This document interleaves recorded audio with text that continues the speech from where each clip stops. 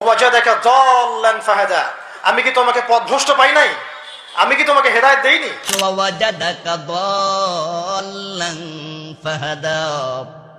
ও প্রিয় নবী, আল্লাহ তাআলা আপনাকে পেয়েছেন হেদায়াতের পথ সম্পর্কে অনবহিত অবস্থায়, দাল্লা অনবহিত, ফাহাদা তারপর আপনাকে হেদায়াত দিবেন কে? কবি নজরুল অষ্টম পাশ করে নবী প্রেম খুঁজে পায়, আর তুমি ডক্টরেট অর্জন করে রসুলকে পথভ্রষ্ট বলো। ধিক্কার, লজ্জা, থু থু। তোমার জ্ঞান, তোমার সার্টিফিকেটে আমি এই মুহূর্তে প্রমাণ করব তিনটা পয়েন্ট দিয়ে আমার নবী পথভ্রষ্ট নয়। যেই নবীকে পথভ্রষ্ট বলবে সে নিজেই পথভ্রষ্ট। কথা বলুন ঠিক কিনা? আমার নবী পথভ্রষ্ট নয়। এক নম্বরে আমার নবীকে আল্লাহ দুইটা নাম দিয়েছেন। একটা নাম হচ্ছে মাহাদি, আর একটা নাম হচ্ছে হাদি। হাদি শব্দের অর্থ হচ্ছে পথ প্রদর্শককারী, মাহাদি শব্দের অর্থ হচ্ছে সুপ্রদর্শককারী।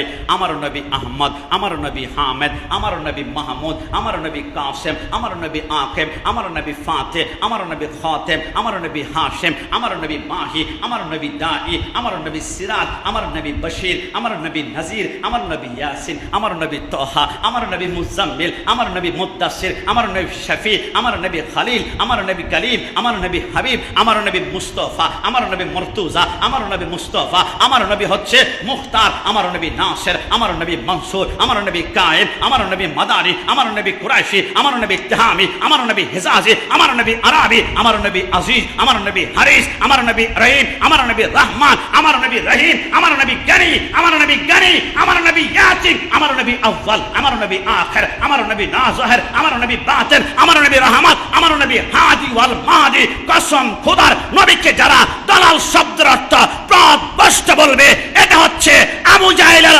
আকীদা। আর নবীকে দাল্লিন মানে আল্লাহর প্রেমে বিভোর পাওয়া, এই আকীদা হচ্ছে সিদ্দিক, ওমর, উসমান, আলী, আহলে সুন্নাত ওয়াল জামাতের আকীদা। ডান হাত তুলে বলো ঠিক কি না? নবীকে যারা পথভ্রষ্ট বলবে, দুই নম্বর পয়েন্ট, জিন্দিগিতে তুমি কি ভাঙতে পারবে? রাসূল দাল্লিন মানে পথভ্রষ্ট নয়, আল্লাহর প্রেমে বিভোর পাওয়া। যেই জন্য সূরা তাওবার 33 নম্বর আয়াত আমার আল্লাহ চমৎকার বলেছেন, ওয়াল্লাযী আরসালা রাসূলাহু বিল হুদা দীনিল হক লিইয়ুযহিরাহু আলা দ্বীনি কুল্লি ওয়ালাউ কারিহাল মুশরিকুন। হে মহান সত্তা আল্লাহ রাসূলকে দুনিয়াতে পাঠিয়েছেন রাসূলুম বিল হুদা, দুনিয়াতে পথ প্রদর্শক হিসাবে। আর রাসূলকে যে আমার আল্লাহ রাহে নবুদন পথ প্রদর্শক পাঠিয়েছেন, এটা মুশরিকরা পছন্দ করতে পারে না, সহ্য করতে পারে না, কাফের বেঈমানরা সহ্য করতে পারে না। আমার আল্লাহ রাসূলকে দুনিয়ার জমিনে দাল্লিন মানে পথভ্রষ্ট নয়, আল্লাহর প্রেমে বিভোর অবস্থায় পাঠিয়েছেন। আপনিও জানি অবাক হয়ে যাবেন। 3 নম্বর যদি আমি বলি, আরবি অভিধান আপনি যদি খুলেন, আপনি দেখবেন আরবি যে কোনো একটি লফজের একটি অর্থ হয় না, 3টি হয়, 30টি হয়, 50টা পর্যন্ত অর্থ হয়। তার মধ্যে একটা এক্সাম্পল আপনাদেরকে বলি। আমরা জানি সালাত শব্দের অর্থ হচ্ছে নামাজ, কিন্তু আপনি অবাক হয়ে যাবেন, সালাতের শুধু অর্থ নামাজ নয়, সালাতের 52টা অর্থ রয়েছে। আমার রাসূল যখন মেরাজে যাওয়ার সময় মুসা কালিমুল্লাহর কবরে পা দিয়ে যাচ্ছিল, মুসা কালিমুল্লাহ কবরে কি করছে? ইউসাল্লি ফি কুবুরিহি, কবরে দাঁড়িয়ে সালাত আদায় করছে। আপনি কি সালাত শব্দের অর্থ নামাজ করবেন? আরে না, মুসা কালিমুল্লাহর কবরে পা দিয়ে যখন রাসূল যাচ্ছিল, মুসা কালিমুল্লাহ সালাত আদায় করছে মানে সাল্লু আলাইহি ওয়া সাল্লিমু তাসলিমা। মুসা কালিমুল্লাহ আমার নবীকে দেখে দাঁড়িয়ে দাঁড়িয়ে ইয়া নবী সালাম আলাইকা বলে সালাম দিয়েছিল। জোরে বলে সুবহান।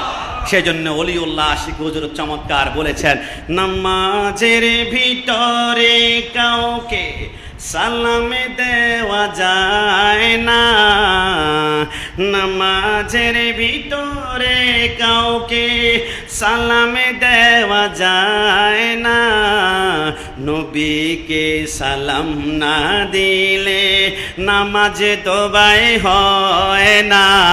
দুই হাত তুলে বলো ঠিক কিনা? আত্তাহিয়াতু লিল্লাহি ওয়াসসালাওয়াতু ওয়াত-তাইয়্যিবাতু আসসালামু আলাইকা আইয়ুহান নাবিয়্যু। নবীকে নামাজে সালাম না দিলে নামাজ হবে না, আপনাকে আমাকে সালাম দিলে নামাজ কাট, নামাজ ক্লোজ, নামাজ বন্ধ হয়ে যাবে, তাহলে রসুলকে আমার মতো বলা যাবে না। রসুলকে যারা পথভ্রষ্ট বলতে চায়, রসুলকে যারা ওয়াওয়াজাদাকা দাল্লিন বলে রসুলকে গুমরাহি, রসুল তার হেদায়েত সম্পর্কে অনভিহিত ছিলেন, এই কথা যারা বলতে চায়, আল্লাহ এমন বাতিল আকীদার ধাবা থেকে আমাদের ঈমানকে হেফাজত করে। সবাই জবান খুলে বলি আমিন।